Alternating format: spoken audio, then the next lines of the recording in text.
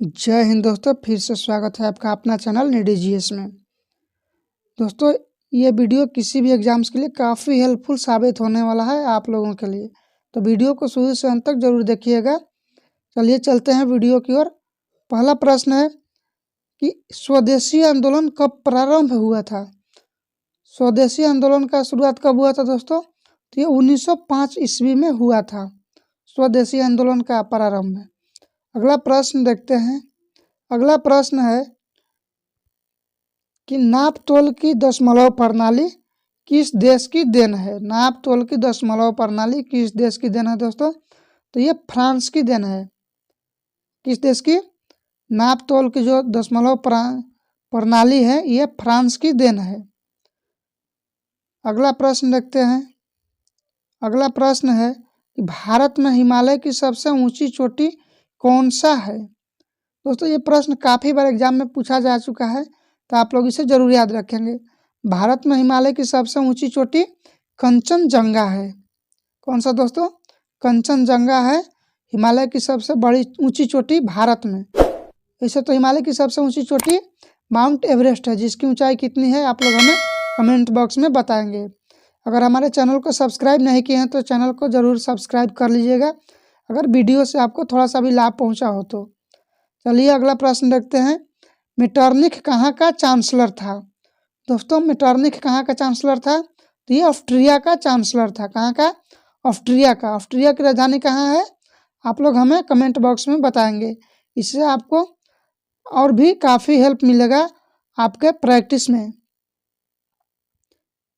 अगला प्रश्न है कि पूर्ण स्वतंत्रता की मांग का प्रस्ताव किस अधिवेशन में रखा गया। पूर्ण स्वतंत्रता का मांग लाहौर अधिवेशन 1929 में रखा गया था। लाहौर में एक अधिवेशन हुआ था 1929। इसी अधिवेशन में पूर्ण स्वतंत्रता की मांग रखा गया था। अगला प्रश्न देखते हैं। अगला प्रश्न है कि कांग्रेस विभाजन के समय भारत का वायसराय कौन था।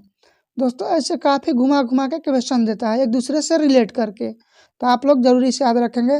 कांग्रेस के विभाजन के समय भारत के वायसराय लॉर्ड मिंटो थे। कौन? लॉर्ड मिंटो थे। जब कांग्रेस के विभाजन हो रहा था उस समय भारत के वायसराय लॉर्ड मिंटो थे। अगला प्रश्न देखते हैं। अगला प्रश्न है कि प्रथम गोलमेज सम्मेलन के समय भारत का वायसराय कौन था। तो उस समय लॉर्ड इरविन थे। कौन? लॉर्ड इरविन थे। प्रथम गोलमेज सम्मेलन कब हुआ था दोस्तों? तो ये 1931 में हुआ था। 1931 में हुआ था। और लॉर्ड इरविन का शासनकाल था 1927 के आसपास में ये भारत के वायसराय बने थे। तो उस टाइम तक ये थे भारत के वायसराय जिस टाइम में गोलमेज सम्मेलन हुआ था। गोलमेज सम्मेलन कहाँ पे हुआ था ये बताएंगे आप लोग। वैसे मैं बता देता हूँ, ये लंदन में हुआ था। मलेरिया रोग से कौन सा अंग प्रभावित होता है। मलेरिया रोग से दोस्तों कौन सा अंग प्रभावित होता है? तो ये प्लीहा प्रभावित होता है। कौन सा? प्लीहा प्रभावित होता है मलेरिया रोग से। अगला प्रश्न देखते हैं। आलू तथा प्याज किसका रूपांतरण है।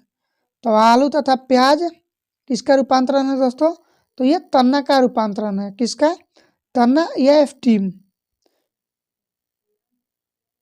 तना या स्टेम का रूपांतरण है आलू तथा प्याज।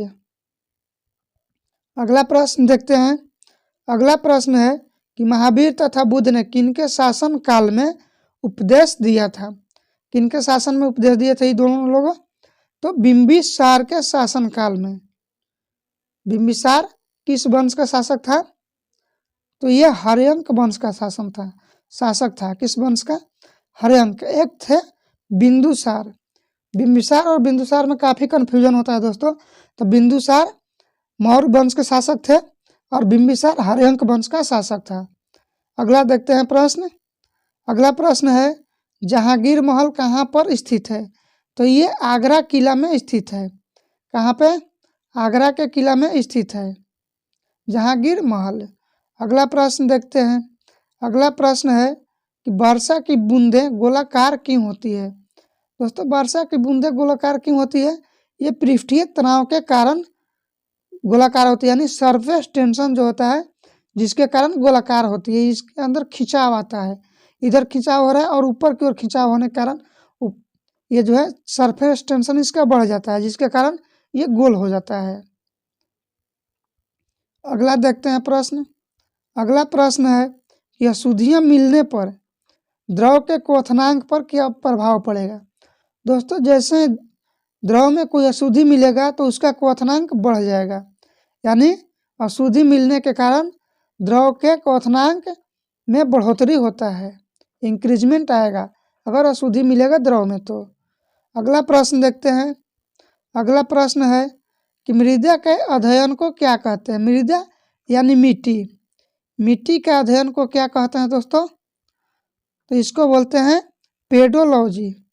पेडोलॉजी मृदा के अध्ययन को बोलते हैं। पेड़ पौधे कहाँ पे उगते हैं दोस्तों? तो ये मिट्टी में ही तो उगते हैं, तो इससे भी आप रिलेट करके इसे याद रख सकते हैं। पेडोलॉजी के अंतर्गत मृदा का यानी मिट्टी का अध्ययन किया जाता है। अगला प्रश्न देखते हैं। अगला प्रश्न है कि प्रधानमंत्री पद के लिए न्यूनतम उम्र सीमा क्या है? प्रधानमंत्री पद के लिए न्यूनतम उम्र सीमा क्या है दोस्तों? तो ये 25 ईयर्स है। दोस्तों अभी तक हमारे चैनल को सब्सक्राइब नहीं किए हैं तो चैनल को सब्सक्राइब जरूर कर लीजिएगा। यानी 25 वर्ष है प्रधानमंत्री पद के लिए मिनिमम एज लिमिट। अगला प्रश्न देखते हैं। अगला प्रश्न है कि फुकन कमीशन किस कांड से संबंधित है? दोस्तों फुकन कमीशन किस कांड से संबंधित है? तो ये तहलका कांड से संबंधित है। फुकन कमीशन जो है तहलका कांड से संबंधित है। अगला प्रश्न देखते हैं। अगला प्रश्न है कि एथलीट फुट नामक बीमारी किसके कारण होता है? तो ये फंगस के कारण होता है। किसके कारण? फंगस के कारण एथलीट फुट नामक बीमारी होता है। अगला प्रश्न देखते हैं। अगला प्रश्न है कि बौद्ध धर्म मानने वालों, यहाँ करने की जगह पे होगा दोस्तों, बौद्ध धर्म मानने वालों की सबसे ज़्यादा संख्या किस राज्य में है? यानी सबसे ज़्यादा लोग कौन से राज्य के ऐसे लोग हैं जो बौद्ध धर्म को मानते हैं? सर्वाधिक बौद्ध धर्म मानने वाले लोग महाराष्ट्र राज्य में हैं। कहाँ पे? महाराष्ट्र राज्य में हैं, जो कि काफ़ी लोग वहाँ के जो हैं बौद्ध धर्म को मानते हैं। अगला प्रश्न है कि इब्न बतूता किसके शासनकाल में भारत आया था? इब्न बतूता जो था यह मोहम्मद बिन तुगलक के शासनकाल में भारत आया था, यानी MBT। आप इसे भी ऐसे भी याद रख सकते हैं, MBT। M से मोहम्मद, B से बिन, T से तुगलक। MBT के शासनकाल में इब्न बतूता भारत आया था, यानी मोहम्मद बिन तुगलक के शासनकाल में। अगला प्रश्न है कि अहिल्याबाई कहाँ की रानी थी? अहिल्याबाई कहाँ की रानी थी? तो ये ग्वालियर की रानी थी। कहाँ की? ग्वालियर की रानी थी। कहाँ ग्वालियर है ये हमें कमेंट बॉक्स में आप लोग बताएंगे। अगला प्रश्न